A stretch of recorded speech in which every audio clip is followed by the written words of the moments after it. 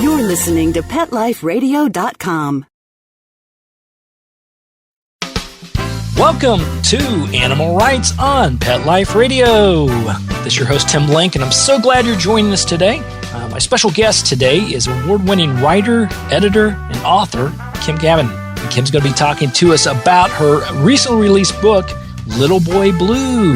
So we're excited about that, learn about Little Boy Blue, the book, learn more about Blue himself, and then all the other wonderful things going on. So everybody, just hang tight. We're going to get right back with Kim right after these messages. You're listening to Animal Rights on Pet Life Radio. Sit. Stay. We'll be right back after a short pause. Well, 4 to be exact. Petco, where the pets go. Petco, where the pets go. Pet Life Radio has tail-wagging, fur-flying, fabulous deals for our listeners from Petco. Get $6 off your order of $60 or more and up to 40% off the entire Petco site. That's right. But that's not all. Because you're a Pet Life Radio listener, you'll also get free shipping on your order of $49 or more. $6 off, up to 40% off, and free shipping from Pet Life Radio and Petco. To get these awesome deals, go to PetcoDeals.com. That's PetcoDeals.com. Petco, where the pets go. I'm not much of a reader, but I do wish I were more well-read. There are so many great books coming out. I wish I could find a way to keep up. Audible.com makes it easy to stay well informed and catch up on your reading simply by listening. Audiobooks from Audible turn downtime into uptime. You'll be more productive and become well-read. Now I'm able to catch up on all the great books I've been wanting to read. With Audible, I feel smarter. Pet Life Radio listeners, try Audible.com now and get your first 30 days of Audible Listener Gold membership plan free. And get a free audiobook. Choose from over 100,000 titles. To get this great deal, go to audibledeals.com. That's audibledeals.com. Let's talk pets. Let's talk pets On Pet Life Radio. Pet Life Radio. PetLifeRadio.com. Welcome back. Welcome back to Animal Rights on Pet Life Radio. Joining me now is Kim Kavin, talking about her latest book, Little Boy Blue. Kim, welcome to the show. Oh, thanks for having me on. Oh, it's my pleasure. It's my pleasure. Congratulations on the book. Tell us a little bit about the book, Little Boy Blue. Little Boy Blue is the story of a dog who I adopted through PetFinder.com in 2010. I live in New Jersey, and it turns out that Blue had come all the way to me from rural North Carolina, about 500 miles away.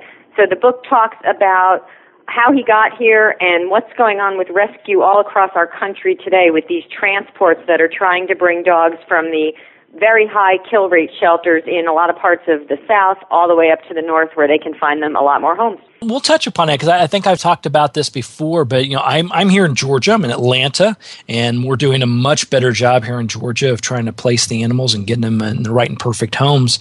But it still amazes me to this day how it seems like certain parts of the country, especially the southern states, are having a little bit more challenge with the animals, getting them adopted, getting the numbers down compared to the northeast states. What have you found in your research to support that, or is it just something that I'm imagining? No, you're definitely not imagining it. The shelter where Blue was found outside, about an hour outside of the Raleigh-Durham area in North Carolina, unless the rescue groups intervene, year after year after year, that shelter has a kill rate of just around 95%, which is extraordinarily high. You're practically a slaughterhouse at that point. If the rescues get in, the kill rate goes down a bit, but it very rarely drops beneath maybe about 70% in general. So you're still killing 7 out of 10 dogs that are coming in. We just don't really have that going on up here in the Northeast. And what every single person I interviewed told me, including the director of the shelter where Blue was found, is that the problem is a failure to spay-neuter. In a lot of these agricultural, rural areas, particularly in the South, folks just do not spay and neuter their dogs. It's not a wild dog problem with dogs running around in the streets. The problem is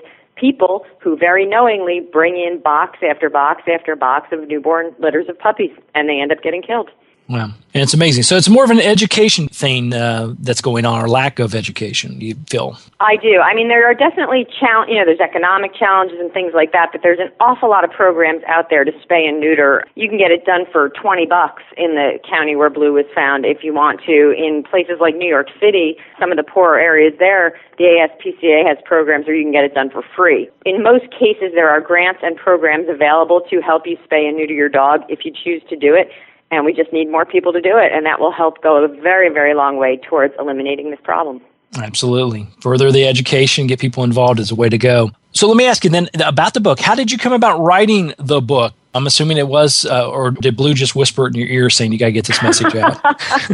I'm actually a travel writer by trade, and I've written a number of travel books in the past. And when I adopted Blue, I obviously took him to my vet. It's the first thing you do when you get a new dog. And I took him down there, and we started to find some very odd little scabs all over his head and down his neck and part of his torso. And my vet and I started looking through what paperwork we had from the rescue, and there was a very strange notation that indicated he might have had ringworm, but it didn't look right. It didn't look like anything a veterinarian would have written down. So I got on the phone and started making some calls, just trying to figure out, about my dog, what was going on with my dog's health. And the woman who answered the phone told me that, he never actually got diagnosed, but she decided to treat him herself. She did it with bleach. That raised my antenna.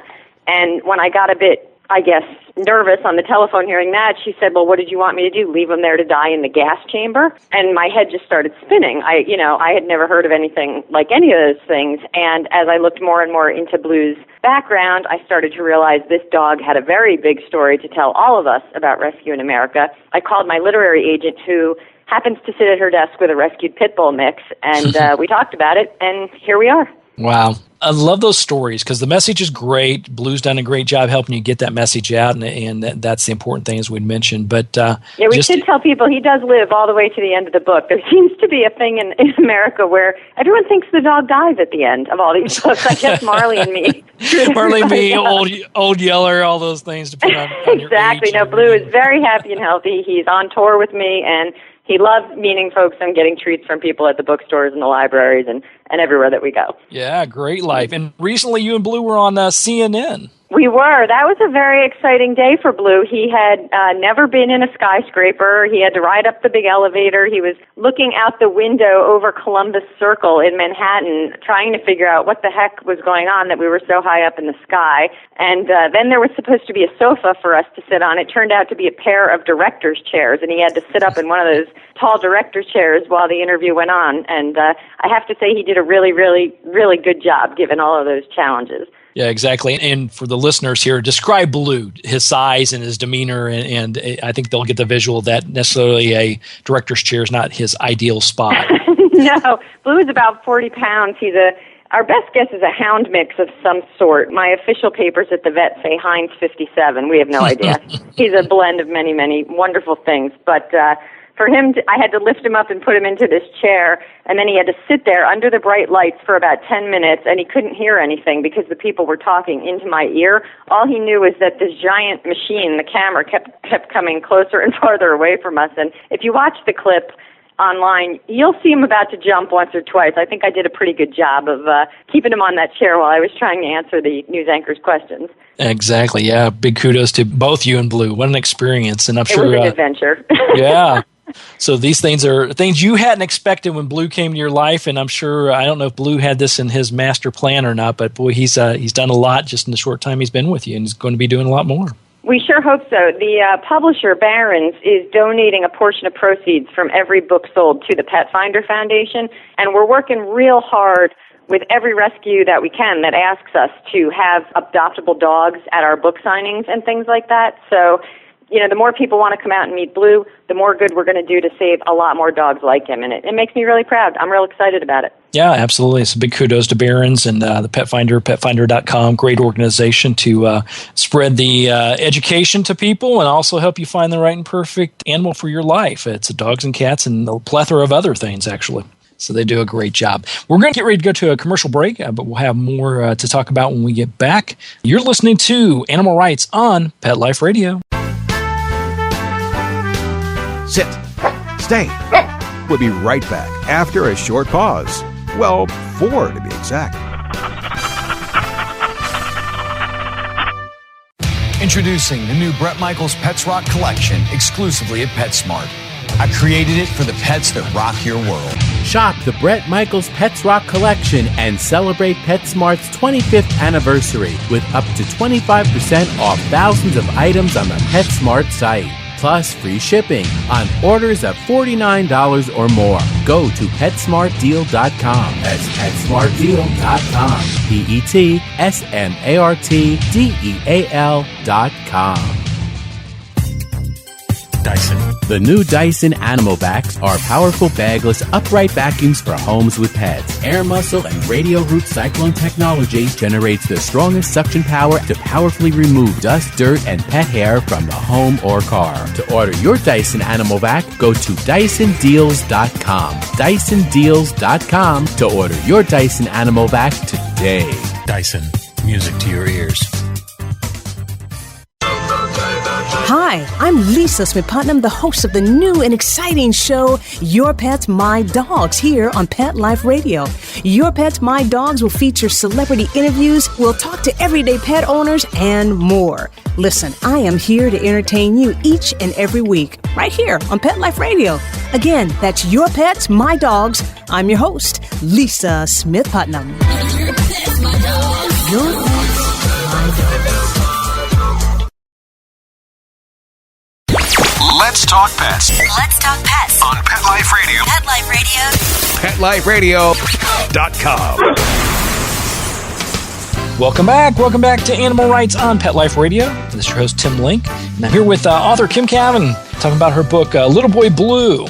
Now, Kim, tell us, when writing the book and after completing it and looking back on everything, what would you say would be the thing you learned most about writing the book? Was there any surprises? You mean the content of the book or the writing process? Yeah, we'll talk about the writing process here in a moment, how it compares to some of your other writing that you do. But the content, I always as an author, like to look back, and I always find there's some aha moments, some things that when I was writing it, I hadn't expected to be as thoughtful or challenging or what it may be. The thing that to this day stuns me is I sent out a bunch of Freedom of Information Act requests. What I tried to do was figure out how many of these shelters, like the one where Blue was found, are actually operating in the United States today. I tried to figure out, was this shelter an aberration or are there a lot of them?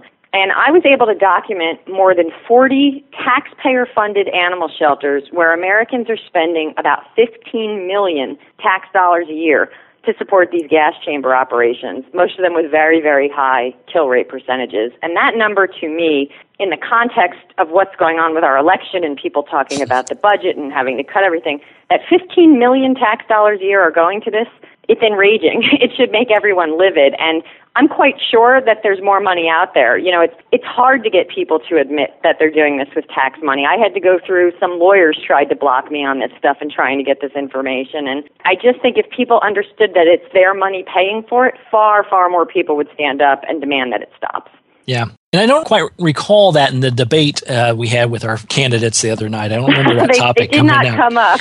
It's just now starting to get on the public radar, and we're hoping to keep it there because I think that once people know they're paying for this stuff, like I said, they get angry. This isn't about those commercials that are sad and you want to help the dogs and Sarah McLachlan singing.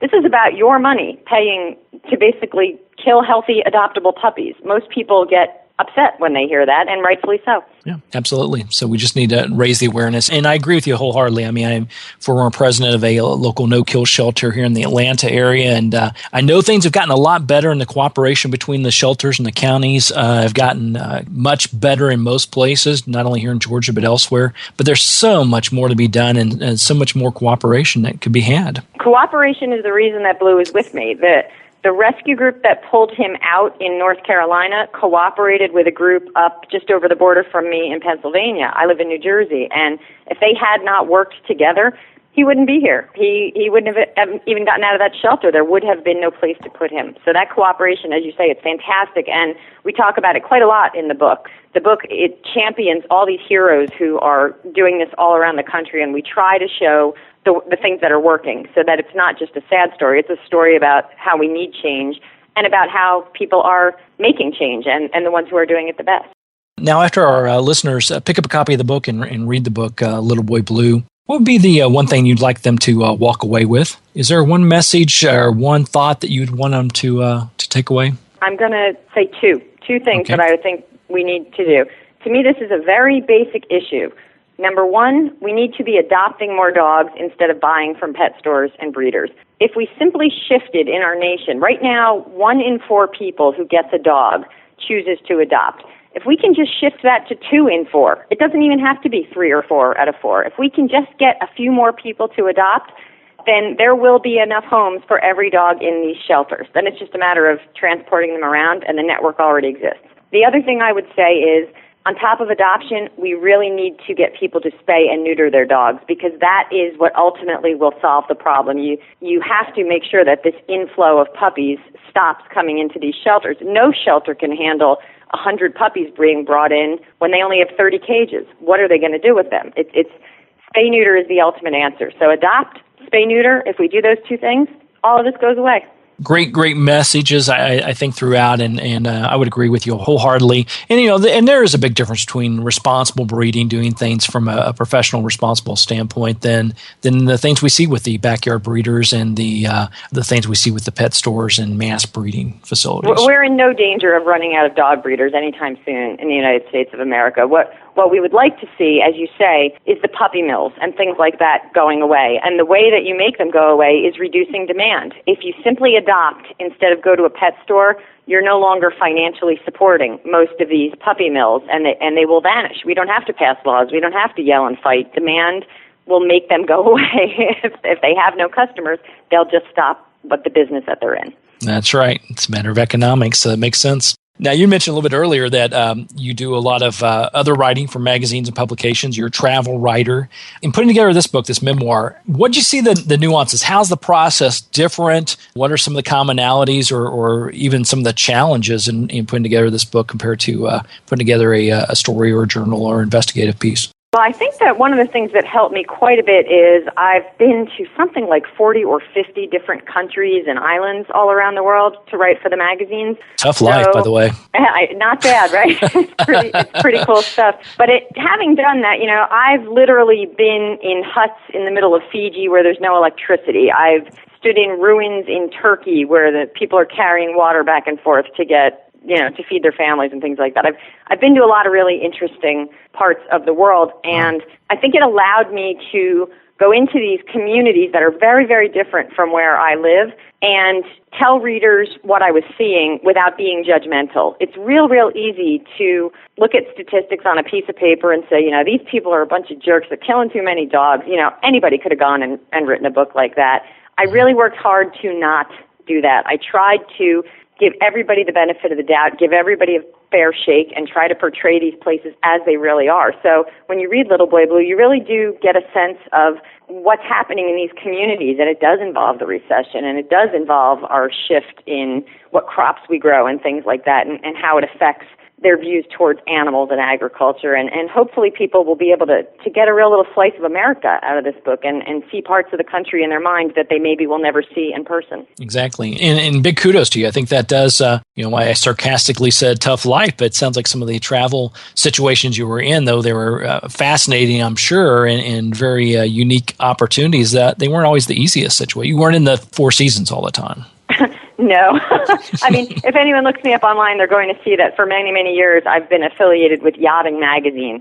So it's not like I'm riding around in, dumps or anything like that. Some of these boats are pretty gorgeous, but we do go to a lot of places where maybe there is no civilization whatsoever. You go to the Galapagos Islands, a lot of those islands, there isn't even a single hotel. It's just you and the sea lions walking around there. So you learn real fast that when you go to a new place, you have to accept it for what it is and just try to describe it instead of judging it. And I think that came in real handy with Little Boy Blue, because I think it would have been very easy to go judge these people as evil, and I really didn't want to do that. And a lot of the compliments that I get about the book is how very gray it is. It's not black and white. The people you think are going to be the bad guys, not so much, and the people you think are going to be the good guys, there's some surprises there too. So yeah, it helps having had the experiences that I've had to be able to report things in that way. Absolutely. Yeah. Until you walk a mile in their shoes. Isn't that the case? You try, Yeah, With the time they give you to write a book these days, sometimes it's a quarter of a mile, but try your hardest.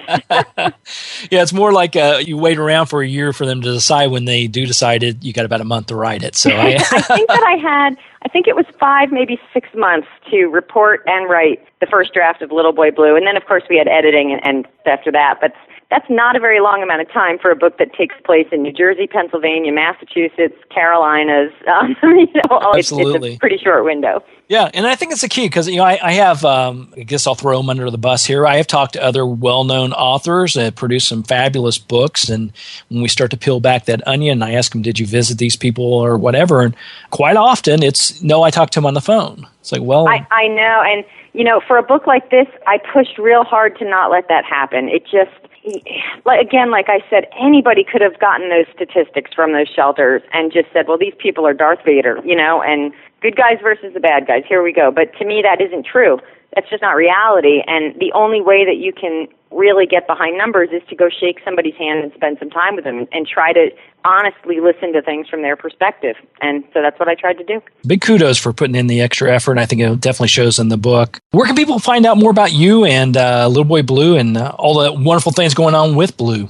Well, we have 2 places that folks seem to like the best. The first is our website where you can find reviews of the book. The first 2 chapters are there for free if you want to just download them and check them out and see if you want to keep reading. There's links to where you can buy the book, all of that. And that website is www.little-boy-blue, and it's a .info address instead of .com. Okay. The other place that folks really seem to like following us is on Facebook. The page is written in Blue's voice, and every day we talk about what he's up to and what he's doing, and even if it's just fun stuff like he got caught digging a hole in the backyard, there's everyone can see that he's happy and healthy and where we're going to be coming up soon. So that's facebook.com/littleboybluedog. Very good. Little Boy Blue Dog. So make sure you friend Blue to find out what's going on, Facebook, and definitely take a look at the website and keep up what's going on and pick up a copy of the book. You will not be disappointed. It's Little Boy Blue. Kim, thanks once again for coming on the show. We appreciate it. Congratulations on the successful book, and we'll look forward to seeing more from you and Blue in the future. We appreciate it. We hope to be down in Georgia sometime. Maybe we can come meet you in person soon, too. Absolutely. Look forward to it. All right. Well, we're wrapping up the show for today. I want to thank everybody for listening to Animal Rights on Pet Life Radio. I'd like to thank all of our sponsors and producers for making the show possible. I really do appreciate it. To find out more about me, Tim Link, and the other guests I've interviewed on the Animal Rights Show, and check out my blog and find out the latest information, you can do that by going to PetLifeRadio.com and click on the Animal Rights icon and learn and download and listen to all the wonderful interviews. While you're there, make sure you check out all the other wonderful hosts and shows that we have on Pet Life Radio. That's PetLifeRadio.com. If you have any questions, comments, or ideas for the show, or people you want to see the most, drop me a line. You can email me at tim@PetLifeRadio.com. That's tim@PetLifeRadio.com. And I will be glad to answer your questions, entertain your comments, and try to bring on the authors and writers that you want to hear from the most. So until next time, write a great story about the animals in your life. Share it in a blog, article, or in a book. And who knows, you may be the next guest on Animal Rights on Pet Life Radio. Thanks for joining us. Let's Talk Pets, every week on demand, only on PetLifeRadio.com.